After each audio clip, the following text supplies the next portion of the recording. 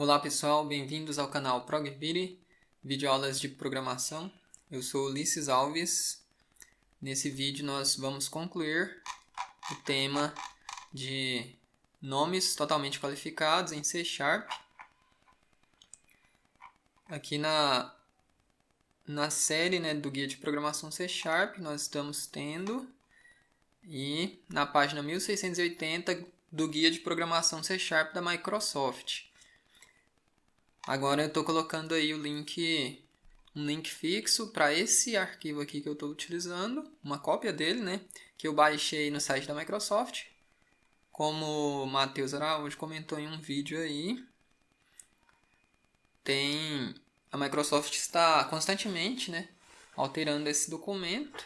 Então os links, quando a gente pega lá e baixa novamente, pode ter divergência aí entre as páginas que eu mostro e a página que você vai obter no arquivo. Então, baixando a mesma versão que eu estou utilizando aqui, não vai ter esse problema. A versão em português continua sendo a mais atual aí, já que eu não estou utilizando ela, mas aí fica a seu critério. Se quiser utilizar ela, pode utilizar também. Eu só não vou saber te dizer qual página que é. Mas a versão em inglês, o link aí no vídeo vai ser exatamente esse mesmo arquivo aqui que eu estou utilizando. Uma cópia dele. Então vamos lá. No vídeo anterior a gente viu sobre nomes totalmente qualificados, como identificar tipos de forma única por meio de seu namespace e subnamespace, nome do tipo, etc.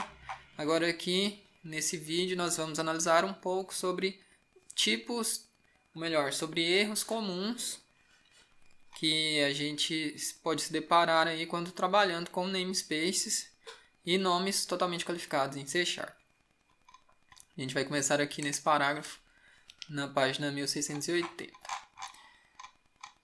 Em geral, utilize o qualificador de alias de namespace 4 pontos para referenciar um namespace, um alias de namespace. Ou global 4 pontos, para referenciar o namespace global. Então esse operador aí 4 pontos é melhor utilizar ele para namespaces, enquanto que o ponto é melhor utilizar ele para tipos ou membros. Ou seja, para tipos, quando for uma classe, interface, struct, etc., dentro de um namespace, como a gente viu aqui em cima, namespace, ponto outro namespace, ponto classe.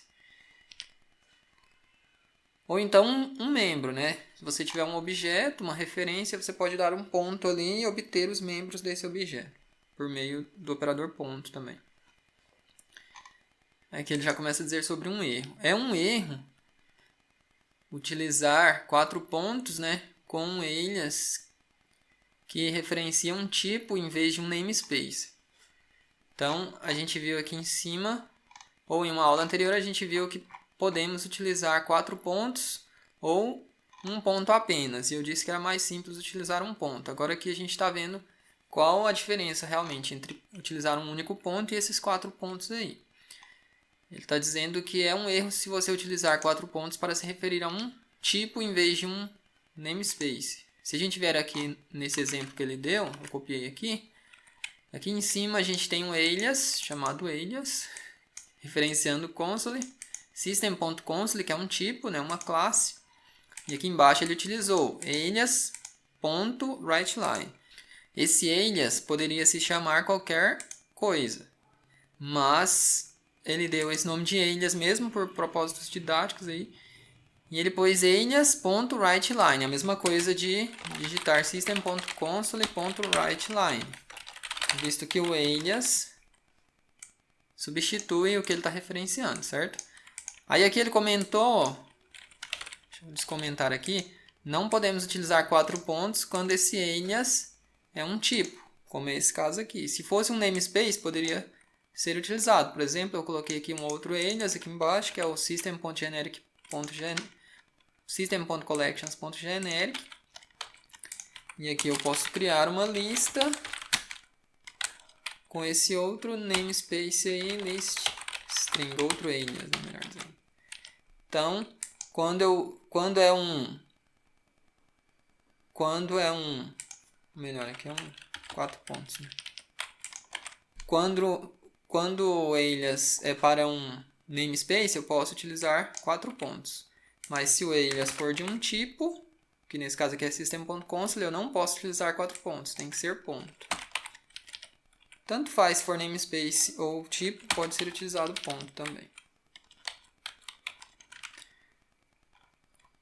Lembre-se que a palavra global não é um alias pré-definido. Portanto, se você colocar global.x, não vai ter nenhum significado especial. O compilador não vai saber o que significa isso. Por exemplo, se eu vier aqui dizer global. Qualquer coisa, .system, por exemplo, ele não vai saber. Ele só obtém um significado especial quando ele é utilizado com o operador 4 pontos aqui. Então, se eu colocar global 4 pontos, aí sim eu tenho acesso ao namespace global aí. Então, para ele funcionar, tem que ser com 4 pontos, não um ponto apenas. O compilador emite o aviso warning, né, CS0440. Se você definir um alias chamado global, um namespace, um alias chamado global, por exemplo. Se eu viesse aqui e chamasse isso aqui de global, ele vai dar um aviso para mim. Aqui nos erros vai ter um aviso. Definir um alias chamado global não é aconselhável, né? Visto que global 4 pontos sempre referencia o namespace global e não um alias. Isso significa que eu nunca vou conseguir acessar, utilizar esse global aqui quando eu colocar isso. Ele é o namespace global, ele não vai se referir a esse collections genéricos aqui. Global 4 pontos sempre se refere ao namespace global. Então não é bom definir um alias com esse mesmo nome, né? É uma má prática. Sempre utilize um alias que não se chame global. Basicamente a regra é essa.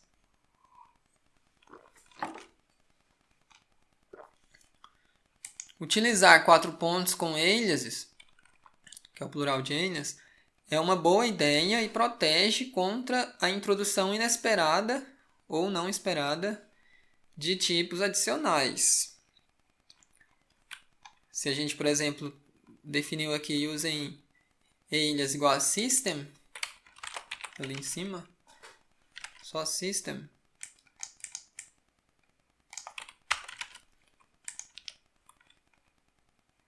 Aí aqui embaixo a gente tem um namespace library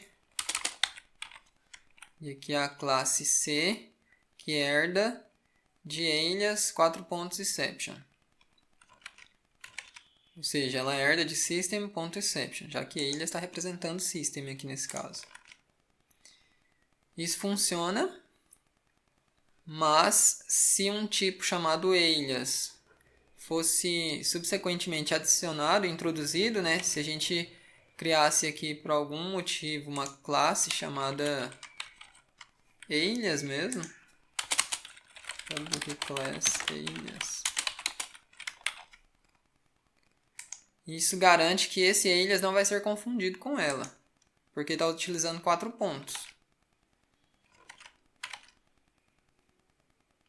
Porque se a gente criasse essa classe alias, se utilizasse alias ponto, iria pensar que eu estou referindo a essa classe aqui.